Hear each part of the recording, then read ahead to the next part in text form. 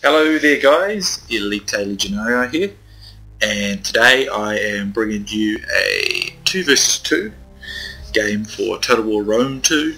This is the Emperor's Edition, and I'll be playing a 2v2 with the SwedishLandSknekt. I took the Seleucid Empire, he took Rome, our opponents took Macedon, and also Rome. So let's load her up. This was a really good game, this one. We kind of built our builds around one another. I built a large force of cavalry type units and mounted units with a few missiles, and Swedes bought Rome and built an extensively strong infantry corps supported by spearmen such as Triarii. So my role is to support him as a cavalry unit and take the cavalry fights. We've both got a bit of missile skirmish, but he's got most of the infantry. I've just got a few support infantry. Our opponent there is Macedon, as you can see, took a rather elite army, a lot of very high power units. Which is, it's capable, but it also is very risky because you do diminish some of your variation and variety of support. So it's always a bit risky to take like just a huge army of elite units. I usually prefer a more balanced mixture of units in Rome too. And of course, as the money goes up higher, you can bring more elites and still have a good variation of unit types there to support one another. But as the money was 15k, and you can still bring a pretty good number of elites at 15k, but you can't bring too many to the point where, you know, you can rely on elites, absolutely. So yeah, my army consists of 2 Agamer Cav, 2 units of Hellenic Cataphracts, 2 Median Cavalry, 1 Syrian Armoured Elephant, a General's a Shield Bearer, 4 units of Thorax Hoplites, and 4 units of Persian Light Archers. Swede's army, he's got a Legionarii as general, he's got 3 Triarii supporting 2 Praetorian Cavalry, and then his infantry consists of a mixture of Evocati and veteran Legionnaires, and he's got 1 Praetorian Guard, I think, as well, and then auxiliary Syrian Archers and Balearic Slingers. Our opposing Roman opponent, he's got quite a reasonably sized skirmishing force of auxiliary Balearic Slingers and Velites. And then he's got, the cavalry's got Praetorian Cav out there, he's got a general's, Legatus rather for his general. Then he's got, let's see, he's got some Triarii, he's got 2 Triarii that I can see. And then his infantry consists of 3 units of cheaper infantry, the Hastati. They're out the front here, and then his main corps is a mixture of legionary cohorts and Praetorian guards, so some strong infantry there as well. And then our Macedonian opponent, as I said, very elite army. He had 3 companion cav with his general. Then he had, I believe it was 4 archers, 4 royal peltasts, and 4 foot companions. So that's the armies. Now our battle plan was, as you can see, pretty straightforward. We're on the BAM Citadel map, there's a citadel in the background. We're going to shift our armies out to these areas here and take this higher ground, because we start on the higher ground here, and then we'll try and push down here, but Swedes will leave enough of a force to hold that Macedonian round here, and then I'll swing down here and then get him behind, and we'll try and knock out this Roman player. However, being that it's patch 15, there's not really a fast knockout anymore, at least not in the sense that there used to be. But we intend to use this high ground as best as we can, and we very much intend to do that. So here I see my opponent's brought Praetorian Cavalry, so I'm preparing to make it look like I'm going to make my strike with my Cataphracts against them there, just to see if I can force them off this ground, because I don't want him to have this ground. So I charge him here, and my opponent does the wise move and runs away. As you can see, Swedes is sort of starting to kind of refuse his line back, or he's going to start doing that, and we're going to make this, as you can see, a nice separation gap there in case he wanted to go down through there, and as the Macedonian player comes up, it's going to tire him a bit. So here we see some some Triarii that came forward, and I was just shooting them with my Persian Light Archers.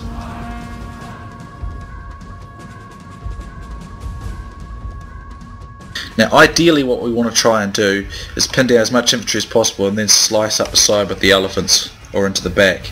and get as many rear charges as possible, because that'd be good. And at the moment things are good for us because there's this large gap between them, and that's good because me and Swedes, as you can see, are in a continuous line here, and we can really position ourselves for that maneuver.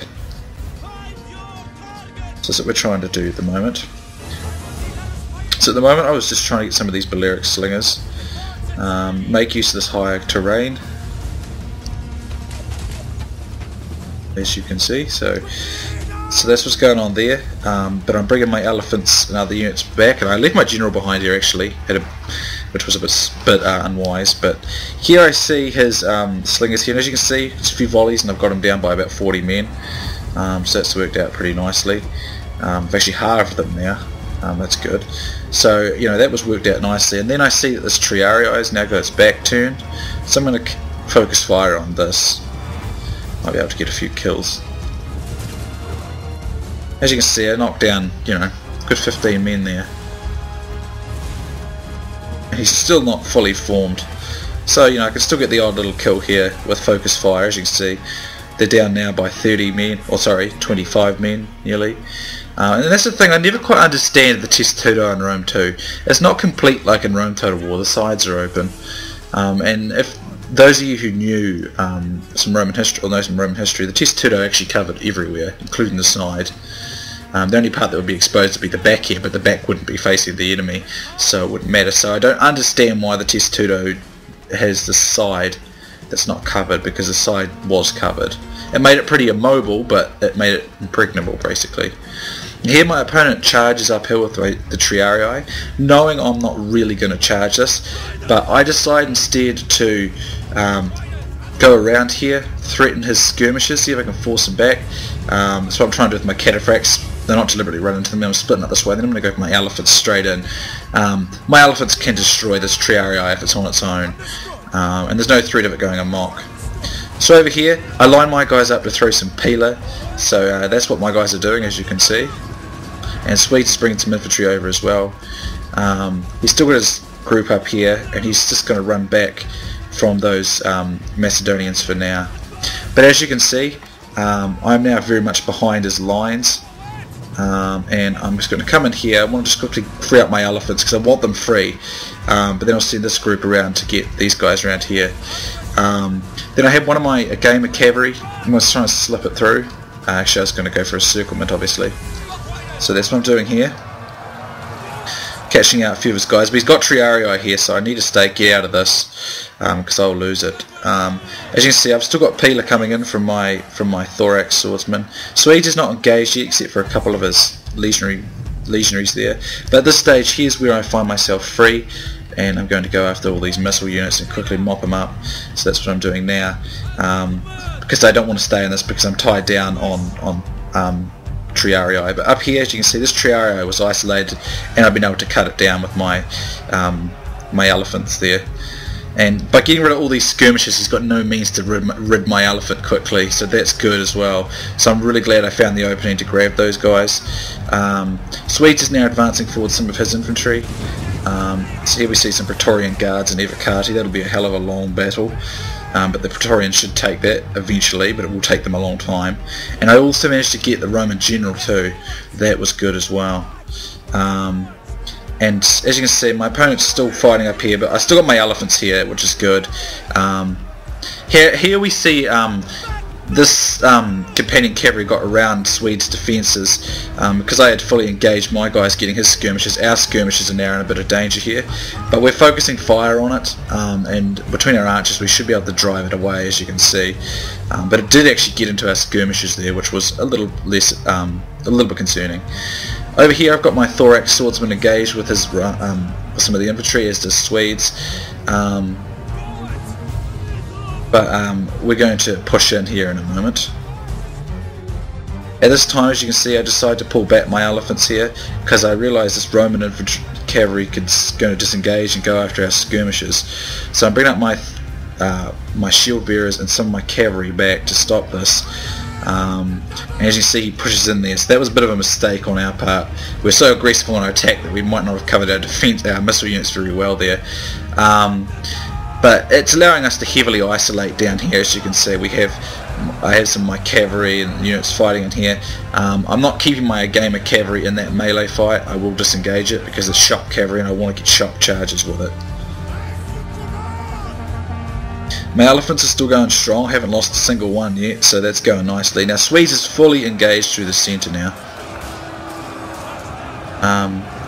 And he's pouring in more reinforcements. And this is going to be a hard fight between these Roman infantry and these Royal Peltasts. It's going to be a really hard fight. Very, very close there. That will be extremely close. Now what Swedes doesn't want is to be fighting these foot companions on the front. That would not work well. But at this stage I've been able to use my cataphracts to get rear charges on this group of Romans. So what we're trying to do is try and break this group here, so then we can get in behind the Macedonian lines up there. Over here we have been able to pin down these units here with some median cav and the elephants, and we're managing to tear them up pretty nicely. At this stage we've managed to save a good number of our skirmishers, or at least Swede skirmishers. Mine got probably mopped out, but it doesn't really matter at this stage because we've got skirmish advantage. I got my general here. He'll be boosting the morale of my units, and I'll be able to use his abilities to boost both Swedes and my own morale. Up here, Swedes Triarii, he sacrifices them to pin down all these foot companions, and that's fine. It's alright because it'll keep those foot companions out. And at this stage I've now been able to get my elephants free, but I do have to get rid of these archers because they could run at amok. So in a moment I'm going to get my archers and get rid of those because I don't want that to interfere with my guys. But we see the Macedonian generals down here, so I'm trying to get them and take them out of the equation as much as possible. Up here, as you can see, we've got thorax swords and veteran legionnaires taking on this Praetorian Guard. And a testament to the Praetorian Guard's pure strength here. It's got over 100 kills and it's fighting about 6 units, so there's a testament to its power. But there my general was rallying the abilities, and it gets all the Swedes troops as well. And at this stage, as you can see, my shield bearers here. I pulled in some of my infantry up here just to help Swedes, but as you can see, this Roman infantry is doing a great job. The Praetorian Guard is better than the Royal Peltast. He's got a bit of support from the Triarii and veteran legionnaires. Now up here, the foot companions have one up there, so that is concerning, but at this stage Swedes is probably putting heavy shot down on them with those archers, which is really good against pike units, as we know. Now finally I see my gamer cav and cataphracts into these archers here, and that's going to be meaning my elephants are now totally safe to come in and just absolutely smash into the flank of the Macedonian lines there.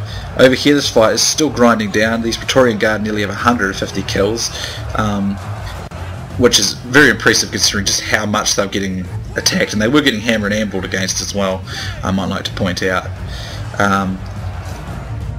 At this stage I'm going to get my shield bearers and bring them into the battle as well. Here I bring in my cataphracts for a rear charge,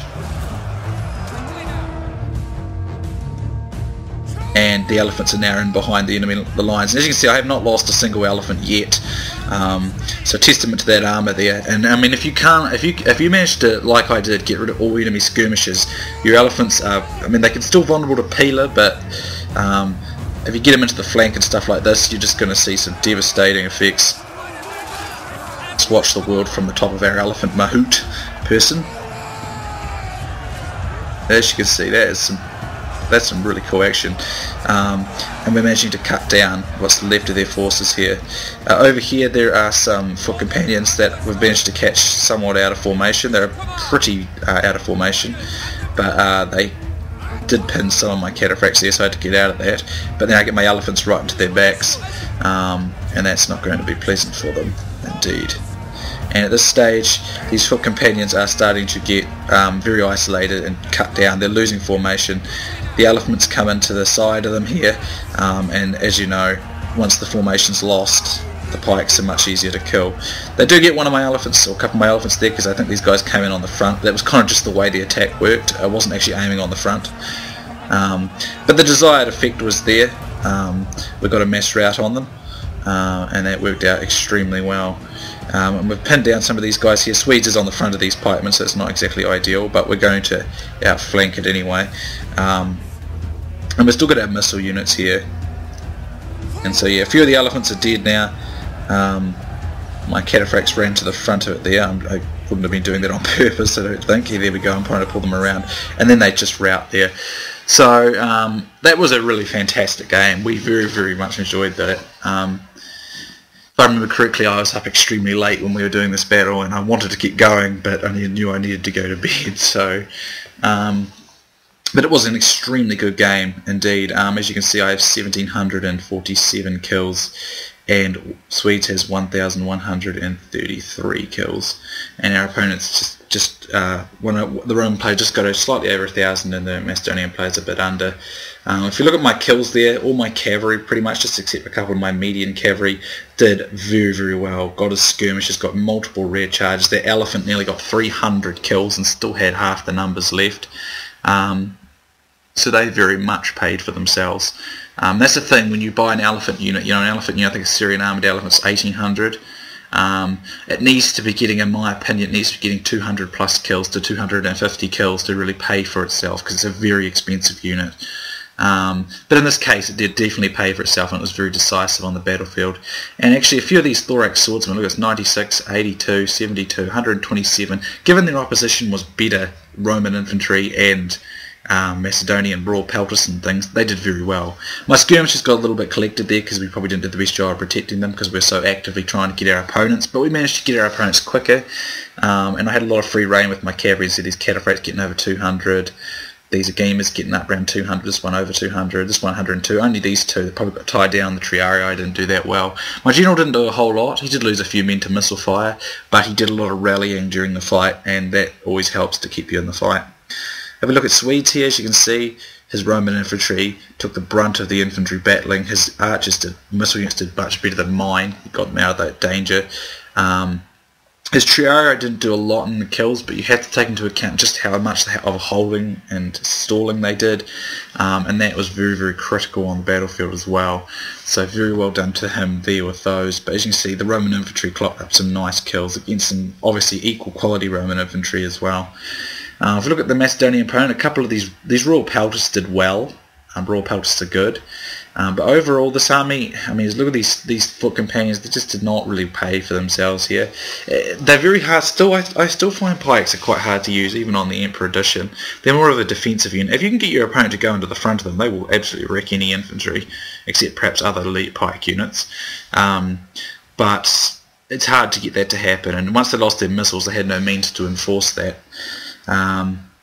The Cav didn't probably get enough really to make up for themselves. And then this Roman player here, one of his Praetorians collected a lot of our skirmishers, and his Praetorian guards got a lot of kills, but his other units just didn't really get a lot of kills. His Triarii were a nuisance to me, but overall, I mean, he lost his skirmishers very quickly in the piece to my cavalry.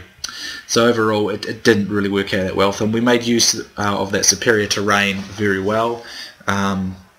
And we were aggressive there, and we collected their skirmishers, and we were just able to get around them and get a successful victory. And I think it was good because, as you can see, Swedes had that infantry corps and I took the cavalry corps, so our armies complemented each other well, and we were able to work off that during the battle. So good game to Swedes and our opponents. I'll link Swedes' channel in the description. No doubt most of you already know what it is and already seen it, but if you haven't, go and check it out. I'm sure he'll appreciate it. It's an excellent channel, excellent videos and commentating quality. So thanks for watching, guys. I hope you've enjoyed it, and I'll be seeing you soon next time.